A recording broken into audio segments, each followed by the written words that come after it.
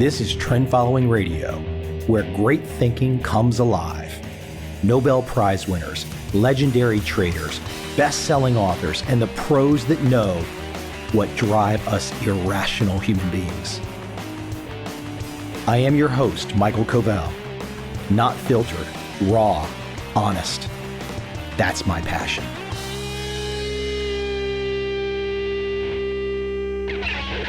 No big build-up today.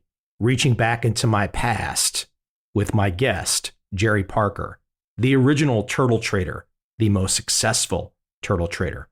Please enjoy this very important archive episode.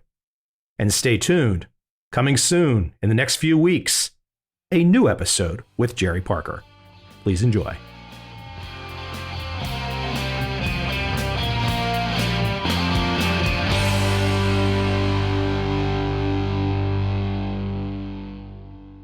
Wow, 1,000 episodes.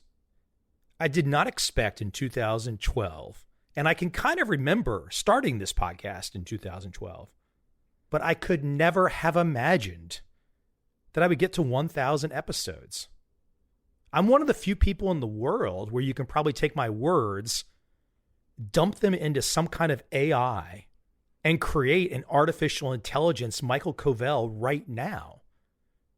Take all my books, take this audio content, throw it into a blender, give me a new subject, and the AI Mike can probably keep going on forever.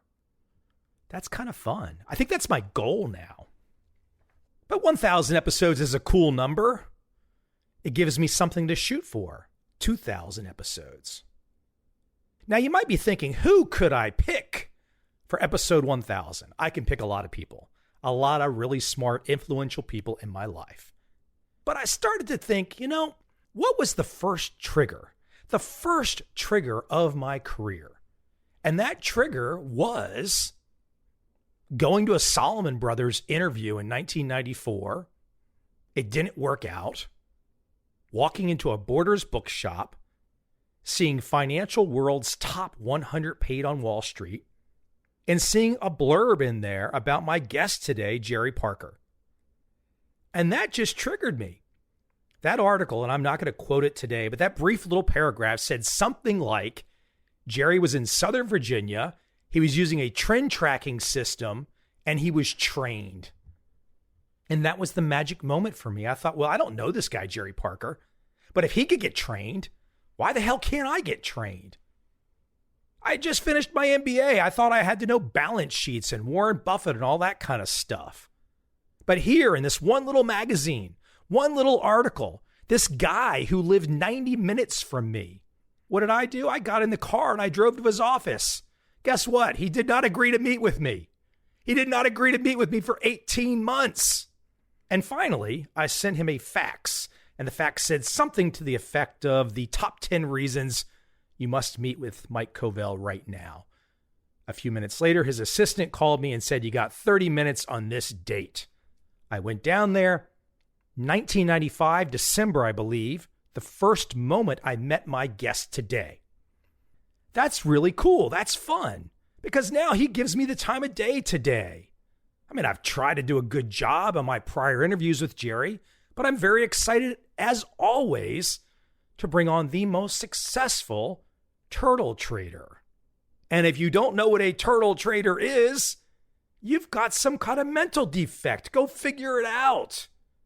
In all seriousness, my guest today is one of the legendary trend-following traders of the last 30, 40 years. What a great story.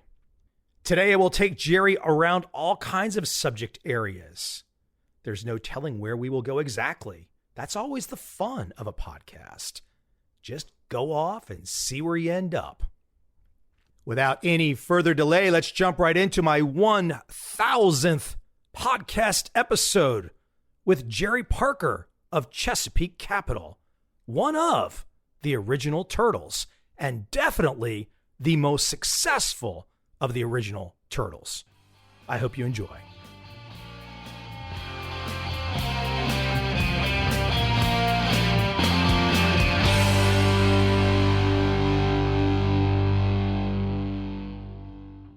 1983, could you imagine having a conversation with 2021 Jerry and 1983 Jerry? What would that conversation be like? It would pretty much be you're setting your sights too low.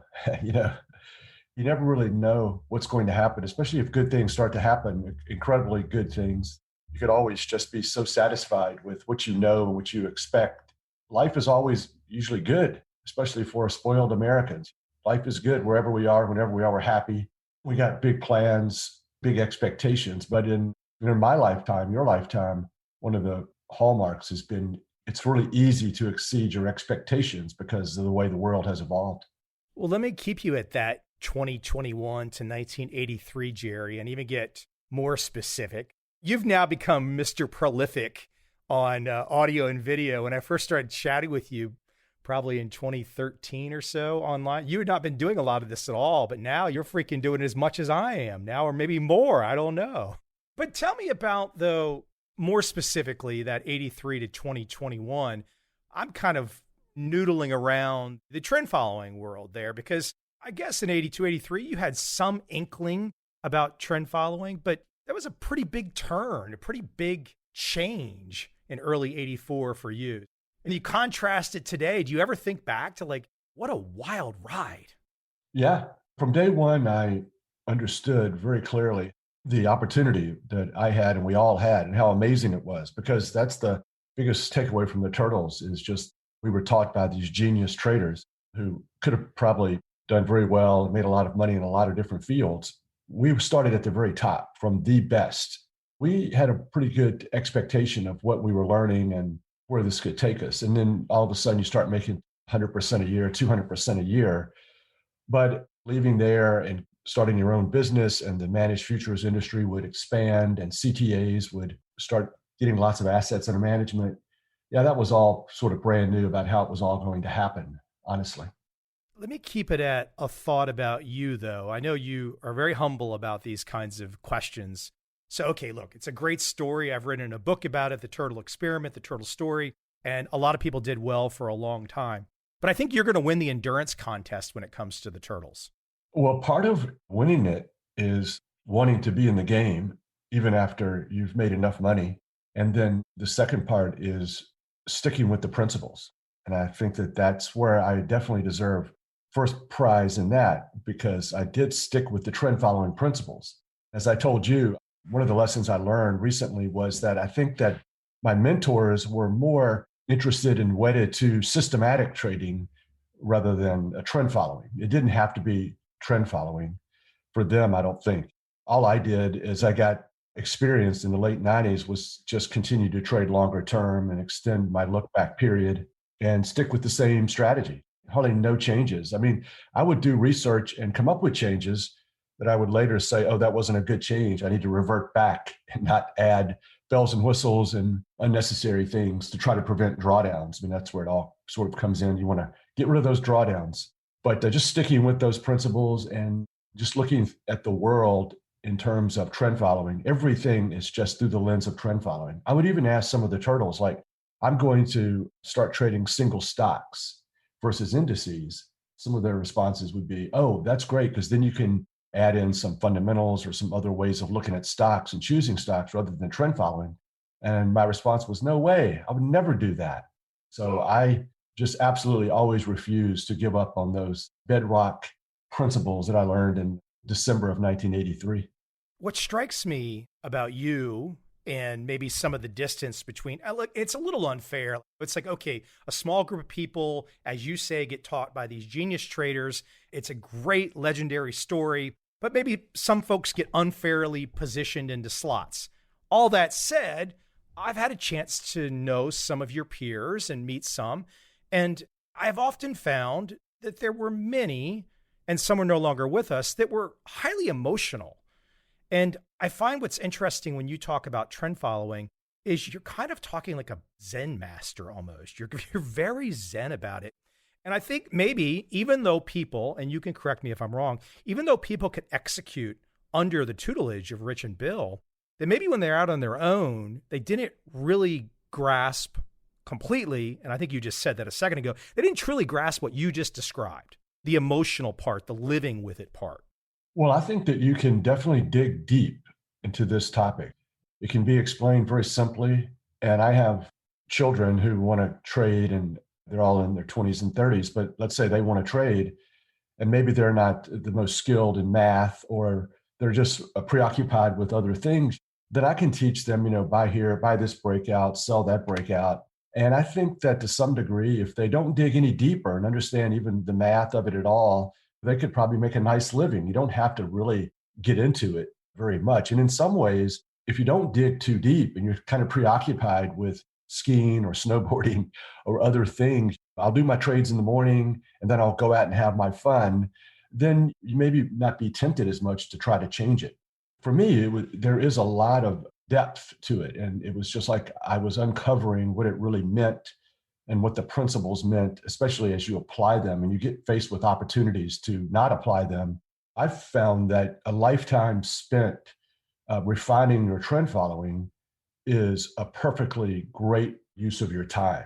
Other CTAs who sort of said, okay, I got the trend following nailed, I'll add mean reversion, or I'll add pattern recognition, carry trade, and all these other things to it, as if, well, the trend is done. I know how to calculate a moving average, so I'm done with that. I felt like, no, that's not exactly true. You can dive deep into this and at least learn a lot about what works and what doesn't work.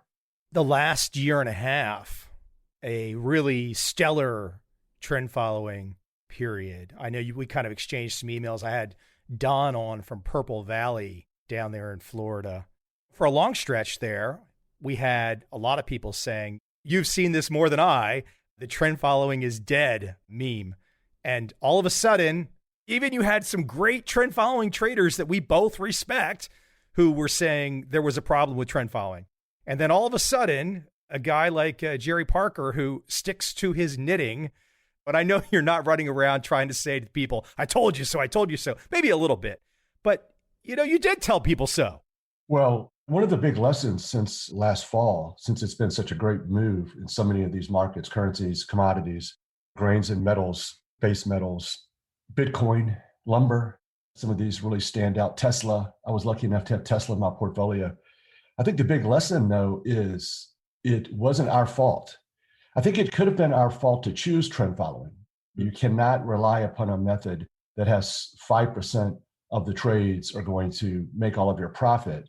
And you've got all this diversification. You need to figure out when the commodities are not going to work and it's just load up in stocks and bonds. So that could have been a mistake to choose trend following and to choose diversification. I don't believe that.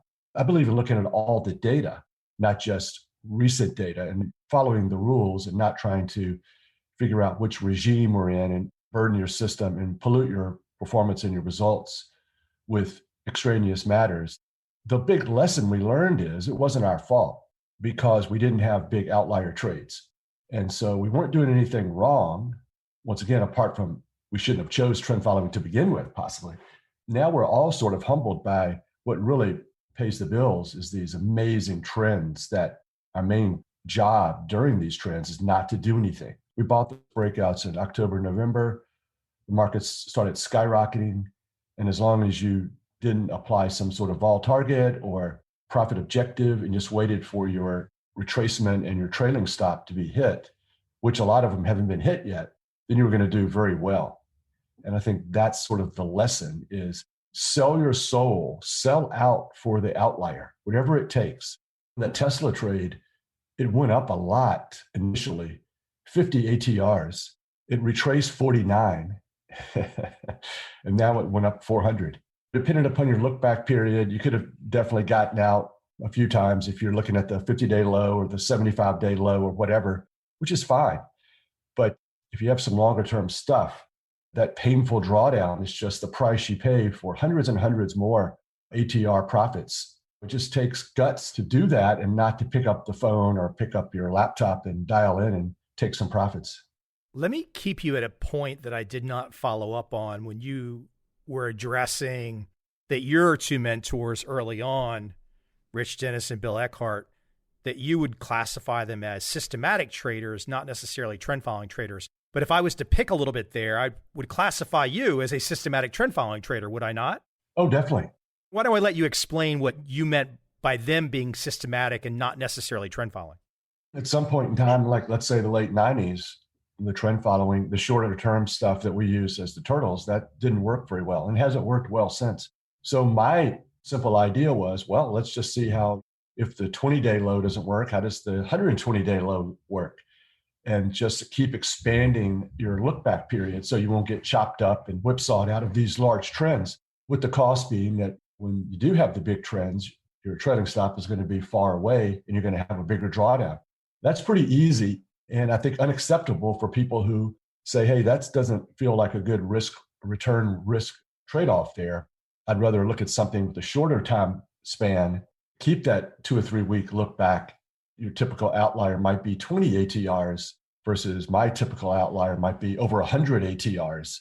And so I think that's probably what they were more committed to is, well, it may not look like trend following that we taught the turtles, but it will be systematic, rules-based, back-tested, and things like that. I think from day one of the turtles, it was pretty well known that Rich and Bill were skeptical about the future of trend following and the parameters and the way that they were teaching us. It was like, this may not keep working very long. And so I was like, what am I doing here? And so like before the turtle class was over, it was like a pessimism about how long this was going to last and work. So I think having that in your mind, that you need to always be worried about that, sort of trying to evolve away from parameter sets that are too enticing for other people, is a good mentality to have. And I've just settled it all by being so long-term and so willing to take ridiculously large drawdowns on profitable trades that I guess my assumption is it's not going to attract very many other smart people. The principal part of what you just described, even if the parameter sets change, and you've already said this, going for the 5% outliers and whatnot, but the principles, why do the principles stay? Why, for example, long time ago, two really smart, legendary traders were pessimistic. And okay, maybe by somewhat luck, I don't know, but okay, one of their students said, well, this long-term stuff, I think there's something here. And now we roll forward multiple decades ahead. A lot of people that were around back in the day, older traders than you, they're no longer with us. So I guess the real question is something like trend following as you describe it, that 5% of outliers. And with generations, at least until we get life extension, generations always coming and going, it sure seems like if somebody can live the Jerry Parker portfolio and live the Jerry Parker strategy, they might be okay.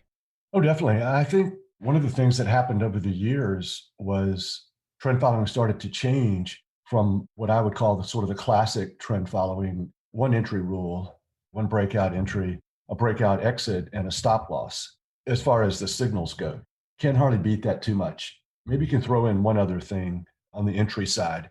It started to change from let your profits run to what's the sharp. And we need to be very concerned with these return, our performance, daily performance, weekly performance, monthly performance rates of returns. And I think that it's hard to let your profits run if you're going to be concerned about your volatility of your returns. We've got the risk covered. We're taking these small losses.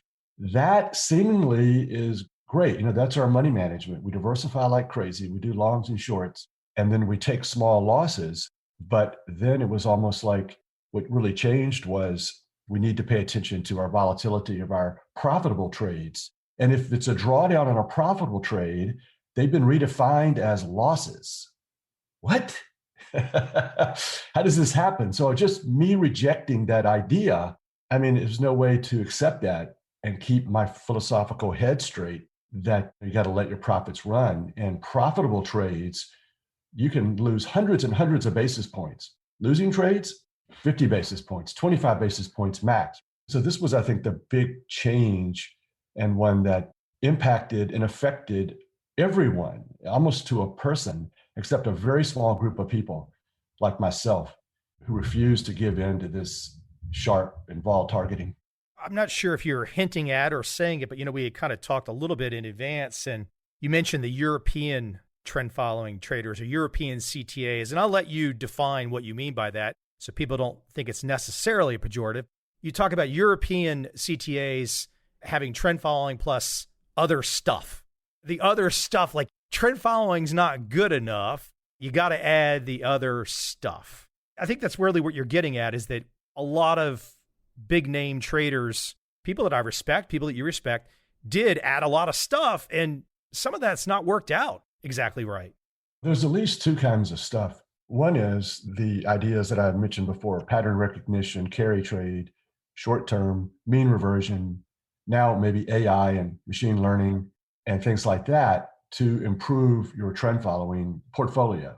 Managed futures is maybe one of the few hedge fund categories, if it is a hedge fund category, that it's not good enough to allow allocators to allocate to pure trend.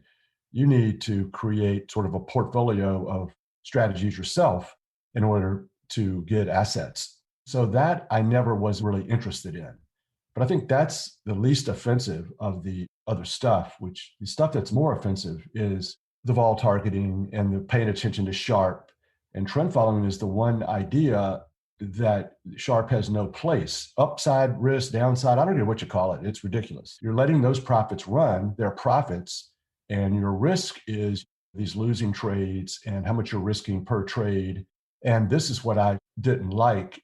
And then these guys from the European CTAs that really hit it big, they were really great at building these great businesses. Hats off to the business aspect and getting the AUM. I think they kind of figured out that, well, if you want to have these big businesses and make a lot of money managing other people's money, you're going to have to take as much of the trend stuff as people can handle and maybe add in, well, we have these PhDs, we're going to manage the volatility more. We are going to pay attention to Sharp.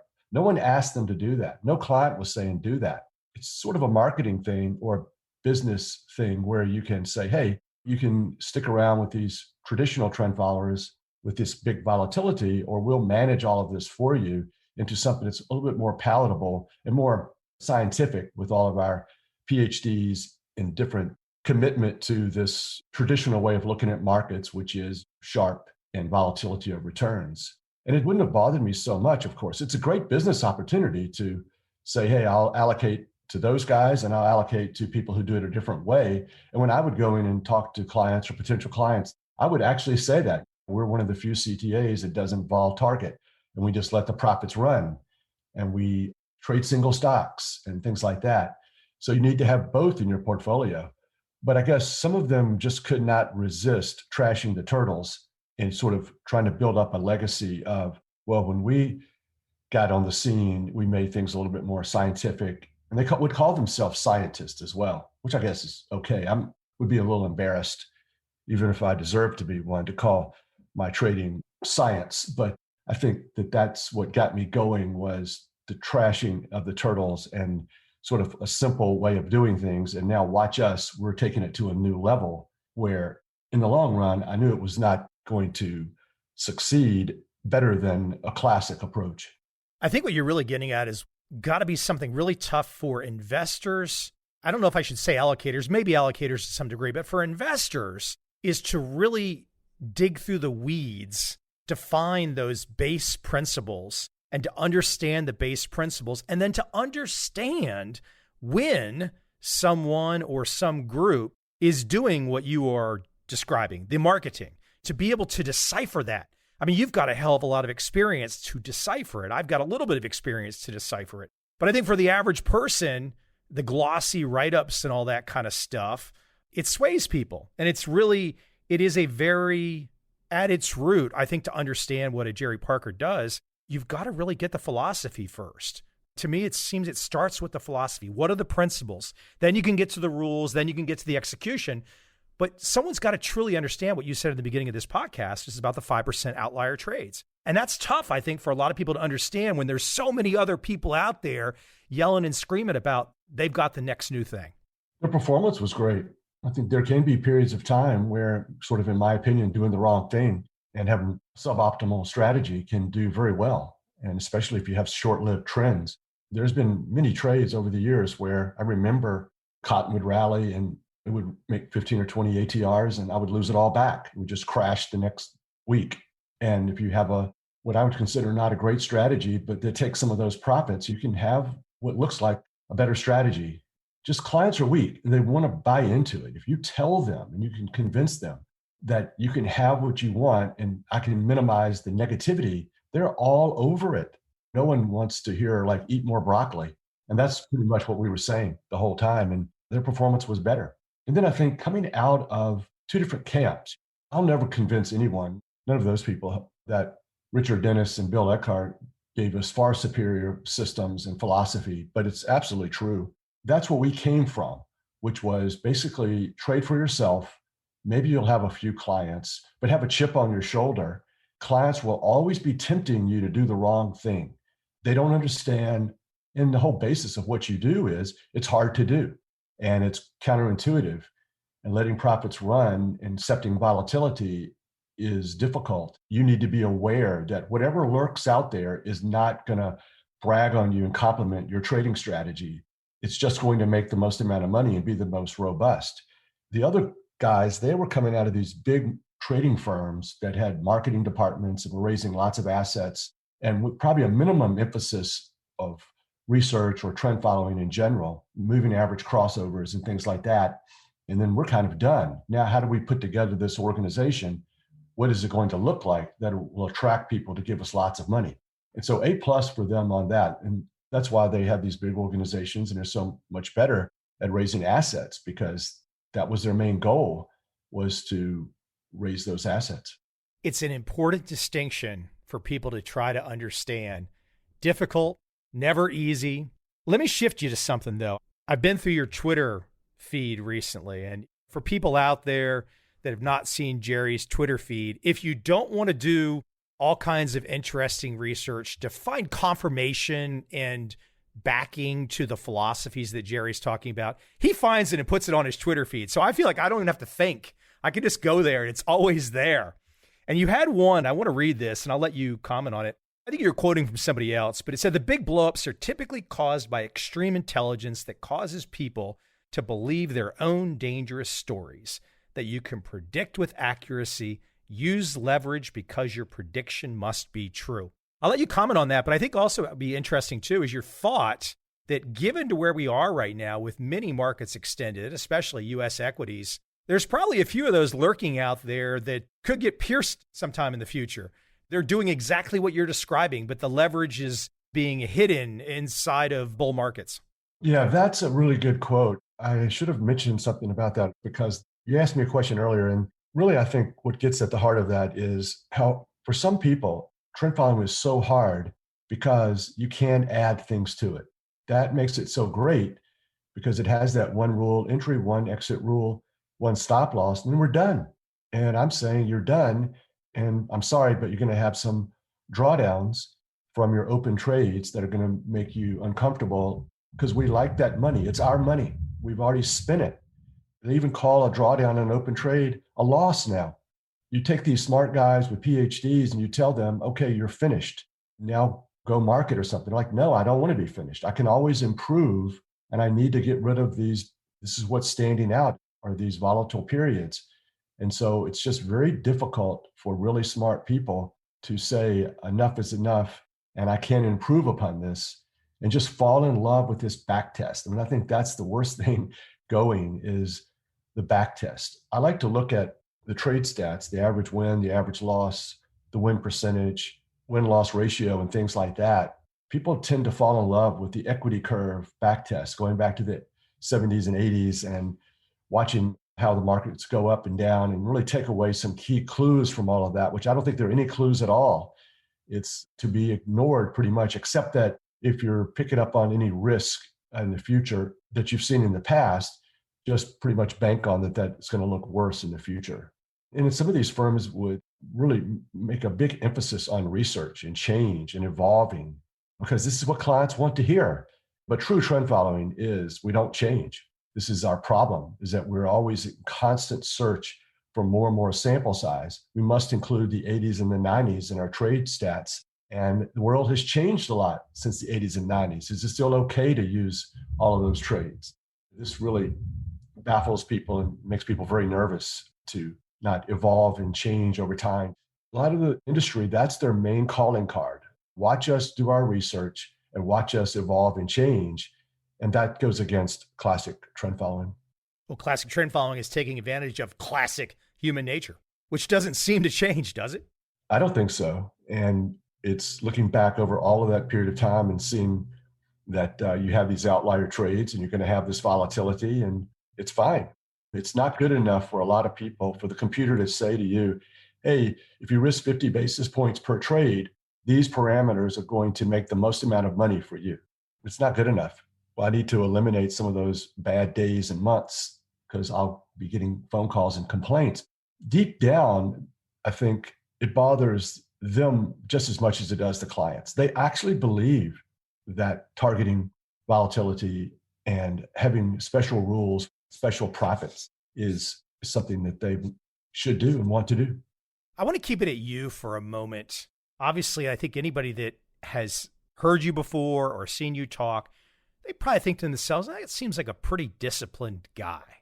And I know you're very conscious of health, fitness, your weight, and you have been for a long time.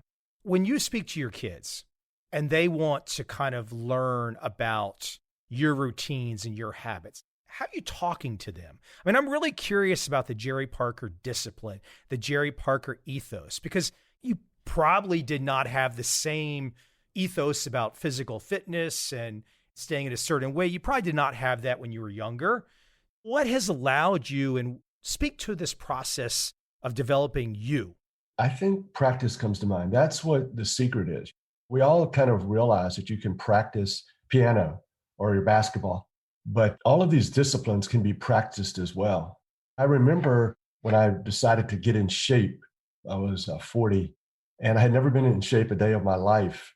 And so I had no expectation, but I just started to realize that day after day, putting one foot in front of the other, you get better. You practice and you learn and you sort of figure out things that you thought were impossible are not impossible. It just gets better and easier every day. And that's that discipline.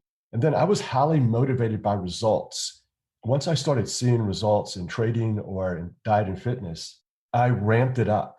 I went extreme. You can even hear everything I talk about. I want to try to make it as pure and extreme as possible and kind of get to the core principle and be the one person who may be able to take it further and more in depth than maybe I should, but at least talk about it in those terms and try to see if you can't push the limits as much as possible. When you first start out, you're not thinking about anything except let's lose 5 pounds. And then as it starts coming off, I was just getting more and more excited and going, okay, we got to go for high school weight. And so I had never lost 5 pounds or 10 pounds in my life.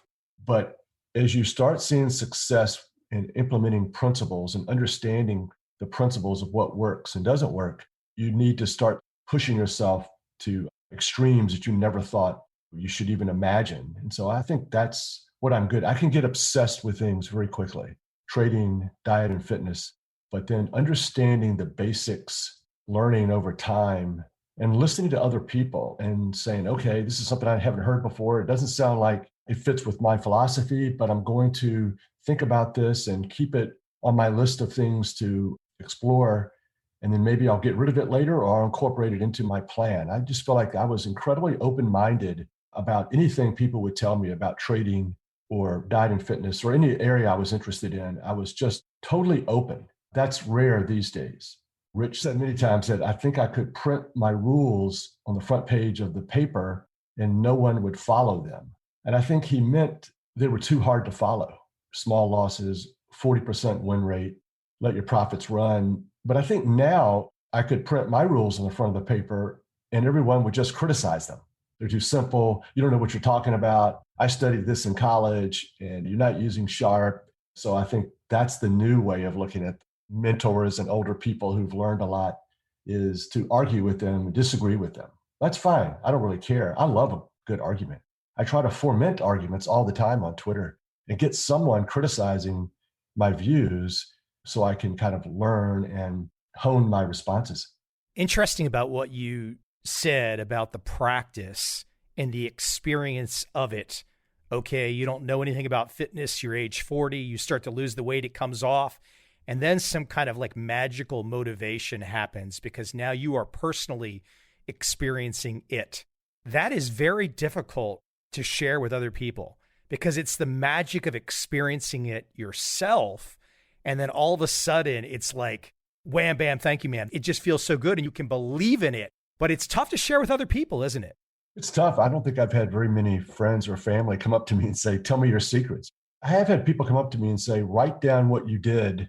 What do you do? And I could do that in trading as well. Write down all the things you do in trading or diet and fitness or whatever. And I did that once and I looked at the list and I was just shaking my head because it's not something you want to read up front. You want to take these baby steps and figure it out for yourself. I just had a really nasty competitive streak that I could tap into once I got a glimpse of some sort of accomplishments that I had never thought was possible. It was the same thing with the turtles. I remember being obsessed with getting to 100 million. My friends were like, what's wrong with you? Why can't you just calm down and settle down? I'm like, no, 100 million. I got to get to 100 million. And so I was just extremely competitive and not happy if I was in second place or worse than second place, as far as returns or relative return. So I was really a bad loser. Oh, I'm a hugely bad loser. Right when you said the phrase nasty competitive streak, I thought you were going to pause. And the next thing that was going to come out of my mouth was to ask you, because I could feel like the symbol shot right there. I just wanted to say, why are you so competitive? What made you so competitive? Like it was, before you said it, I was like, oh, damn, he stole my thunder. Oh, man, I don't know what made me so competitive. Someone asked me on Twitter yesterday, did it come easy for you to be disciplined? And I said, no, it did not. And from day one with the turtles, I was probably the least disciplined. But in my interview with Rich, I was like, oh, I'm incredibly disciplined. Oh, yeah, we're all disciplined. We can all talk about how disciplined we will be. Right out of the gate, I was probably the least disciplined of all the turtles, January 1984.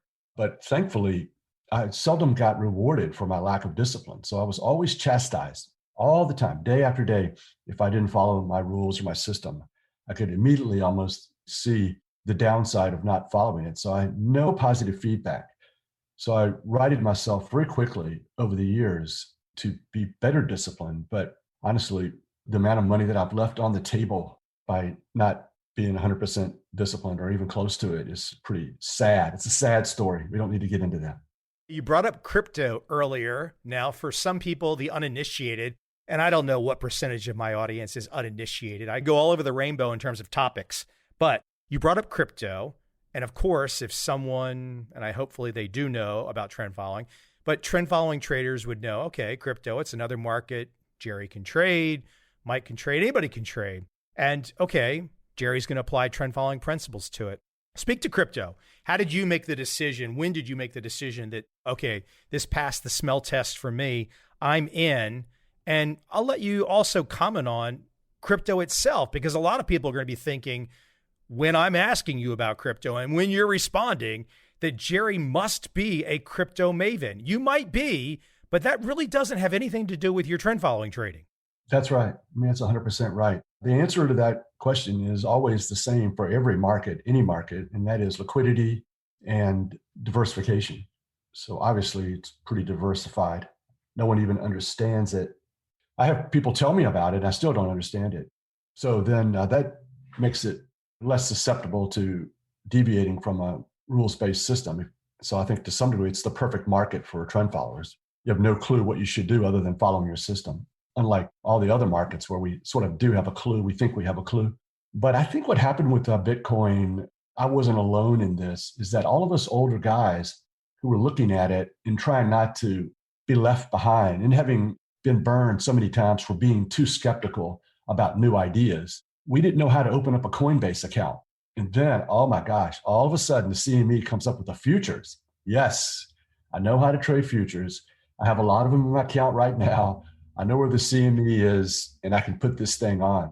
I think that's probably one of the reasons that the cash futures spread got out of whack, was because all the hedge funds and old guys like me were only interested in doing the futures, and we didn't even know how to set up our Coinbase. I'm skeptical of Bitcoin in a sense that I think it could be a little dangerous in these crazy sell-offs. I'm not happy with that.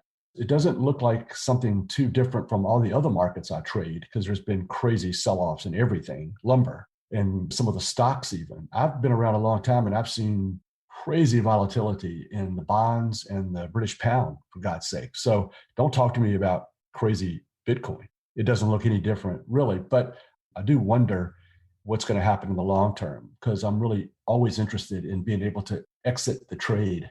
But I probably shouldn't be, but it's definitely in my portfolio. And that's another great thing about the markets since the 80s is the number of markets that are out there. My portfolio is so large now, over 100 markets. And so that makes me very happy. And I can take a lot of small risks in a lot of different markets, Bitcoin being one of them. And Ether pretty soon, I think. There's the future is on that. And my friends tell me it's different and it's not 100% correlated to Bitcoin. So I'll probably be adding that as well. It is a little unusual in the sense that, at least when you started, okay, a lot of futures contracts on ags and metals and then currencies and stuff like that. I mean, Bitcoin could literally be a great trading opportunity. I'm not saying it is, but it could end up just being a scam. I mean, literally, there has to be one option on the table that it's a scam, but a scam that is got a ton of money in it and is very liquid and goes up and down and is legally traded on an exchange and is generally accepted by the public. That's okay. Yeah, I mean, anything's possible. I definitely read a lot about it and listen to a lot of podcasts. I know it's not a currency, so that I don't care about. I'm not sure what it is. I do have sympathy for people who, like people in certain countries like Venezuela, who, if they could have put their money in Bitcoin 20, 15 years ago, their life would be a lot better. So I do think that it is a great failsafe for crazy governments and fiat in extreme situations, but it's definitely has its own personality. It's not gold. It's not a currency. It doesn't need to be to have value. And I do think it has this. I grew up in the 70s with Milton Friedman and monetarists and printing money, none of which matters anymore, I guess, or yet. But having that algorithm with a fixed amount of Bitcoin, that is pretty funny. It's pretty appealing for a kid from the 70s, because that's what we were taught creates massive inflation, is the ability to just keep printing and printing. So I hope it stays alive. I hope it does well. And I hope it expands into more and more diverse cryptos that are complement. So we can have a fifth: currencies, commodities, stocks, bonds, crypto, 20 cryptos. That'll be fun. Speaking of extreme markets, I want to quote one more, maybe two more from your Twitter feed. And again, I think this is you quoting somebody else, I believe. But the quote was, even if markets are in a bubble, your position should be long until your trend following exit is hit. That's all there is. That's the rule. Nobody knows what the markets will do and where prices will be tomorrow, next week, next month, or next year. That is a really tough thing for people to handle, that they might have, again, you spoke to the extreme intelligence. They might have this extreme intelligence and they have decided we are in a massive bubble situation in XYZ equities or whatnot. And they want to apply all that intelligence. But that's not the way it works. There's always going to be a person after the fact. And I'm not criticizing Michael Burry. He's a very smart guy. I love the movie. But there's always going to be somebody after a bubble bursts that's going to be there and be that person that predicted it perfectly. You can't really build a life and a trading strategy around trying to predict the one bubble that's going to happen in your lifetime. It's almost like if you do that, it was such a rare thing and you may have been lucky that you should just walk away. I think some of those guys, some famous ones, they made a lot of money in that period and then they ended up starting hedge funds. And from then on, the hedge funds just lost money. Maybe all you have in you is that one big trade. I think we have a bubble in bubbles. That's another quote from someone else. I may have made all my life's fortune in bubbles. And so what? I mean, who cares? The market goes further than it should. It's crazy. And we rode the trend up. I mean, maybe that's why trend following works. That's fine with me. That quote is from my two friends, Moritz and Moritz. I think that the big issue with that is something I've learned over time, and that is you can't predict the markets. Not only that, but today's market has no bearing on tomorrow's. I've been in so many situations where the market closed on its high. It made an all-time high. I was making a ton of money. It closed on its high on Friday, and man, the weekend was just so much fun. I felt so awesome about myself. I'm at equity highs, this group of markets that closed on their high. It was a strong close. And of course, that was the high and it crashed from there. and vice versa. I limit up one day, it can be limit down the next day. You think you see these patterns and you think that it's so obvious. I cannot believe I'm waiting to the 100-day low to get out of this thing. It's so dumb. Why am I doing this? All my friends are taking profits.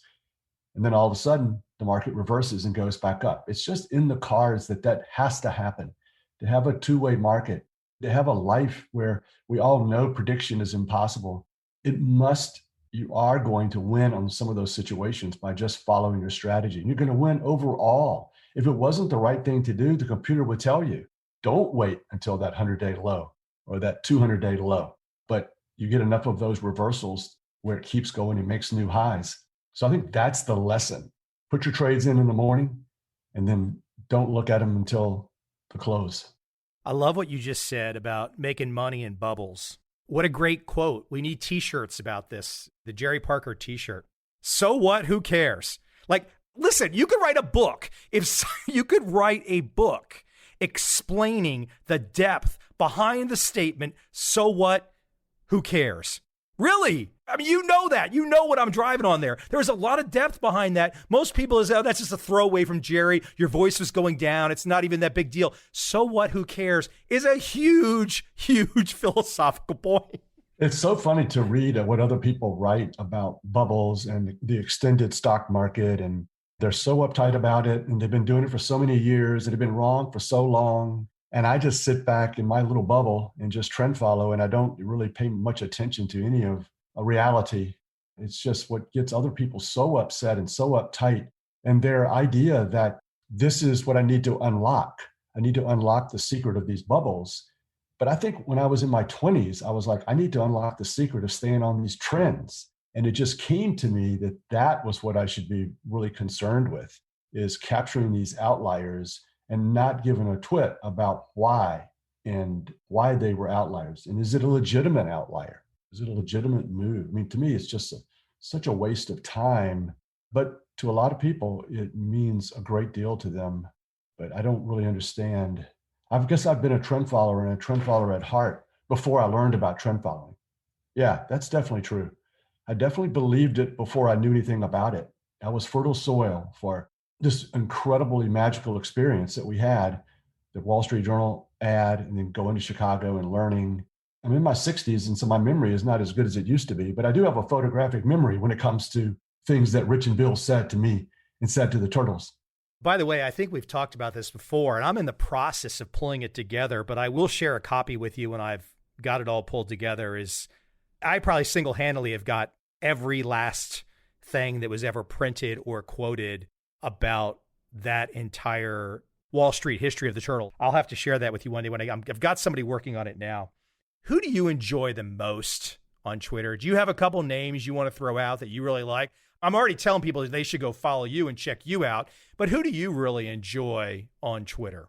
Well, I enjoy Moritz Seibert and his buddy Moritz Hayden, I think, and two quants. And then I enjoy Niels. Richard Brennan is really good. Morgan Housel, I quote a lot. Mark R. from John Henry, ex-John Henry. Oh, I'm not going to let you get away with that. I'm not going to let you get away with it. You got to say it. Mark Rozemski, I don't know how to pronounce his name. Rob Carver. I have a lot of loyal Twitter followers and Clubhouse. I'm on Clubhouse a lot now.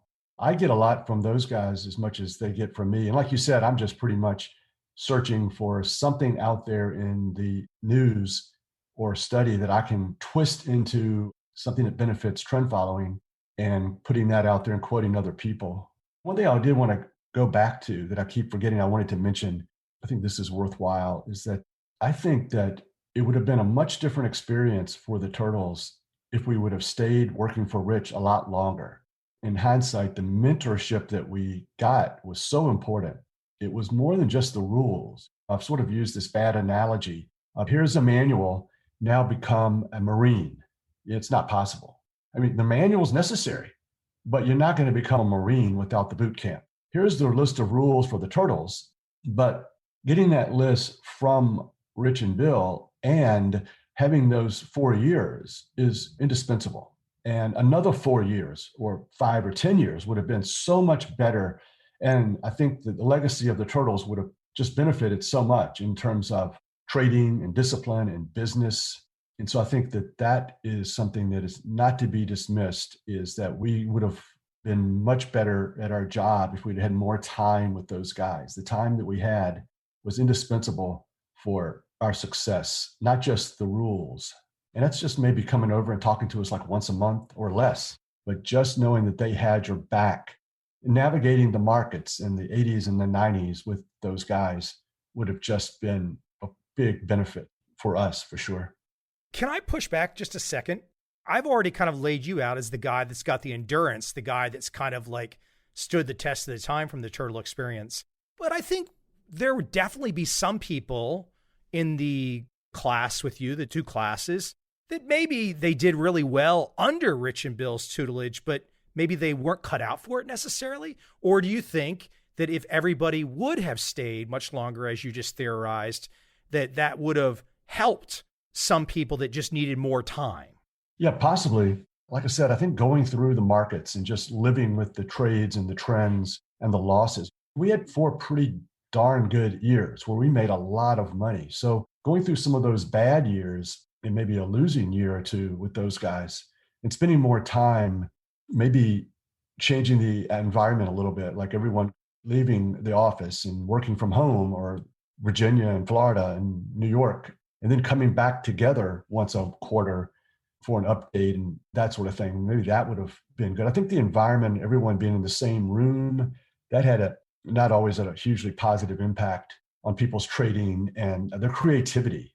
Rich wanted some creativity from the group, and I don't think he got very much creativity and new ideas. So it could have changed a bit.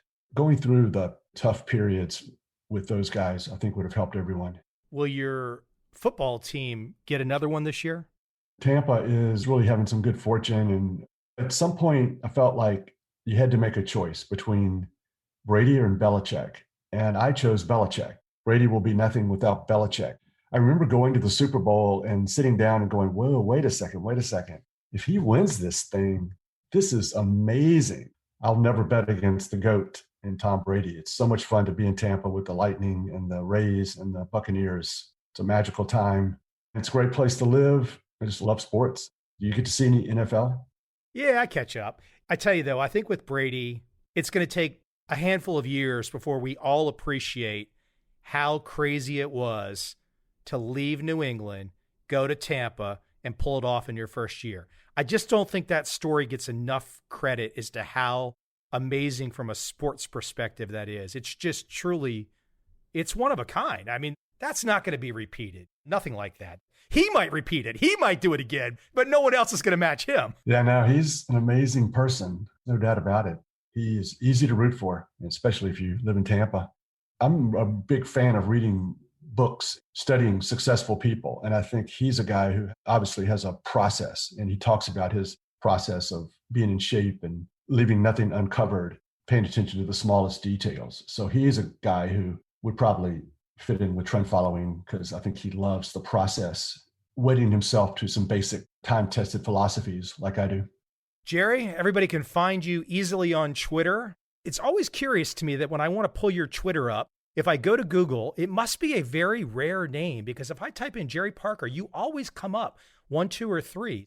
Even though it seems like a very kind of name that's very common, Jerry Parker is very unique. It really is. It always pops up. You don't even have to give your Twitter handle. You just type in Jerry Parker, you're going to find you on Google really fast. Is there a website you want to send people to, Jerry? And also, you mentioned Clubhouse. Is that a private thing that you've got, or is it only by invite right now? No. Clubhouse is open. We have 2,000 members. Trend Following Trading Club. I would say probably half of those are from India for some reason. So Indians, I think, like trend following and process and systematic trading, it seems like. Clubhouse is a great venue to talk about trend following trading, and ChesapeakeCapital.com, and Twitter is great. I saw the Indian switch in my world just in the last 3 or 4 years. All of a sudden, just India's like online, into trend following, wham. Good insights. Jerry, I appreciate it. Hopefully we can talk again in the future. So far, you keep talking to me. I guess I've not done anything too wrong yet. I really enjoy you, and I appreciate all that you've done and all your research and all your archives. And I would love to get my hands on some of those things and see this new book or project you're involved in with the turtles. So thanks for all you've done for us. And likewise, whenever I type in trend following, you come up. So that's a good thing. Yeah, they had to change all the names of the strategy to something else because if they kept with trend following, they were just helping me. Thanks for having me. It's been fun. Hey, Jerry. Thanks, man. I appreciate it. Enjoyed it.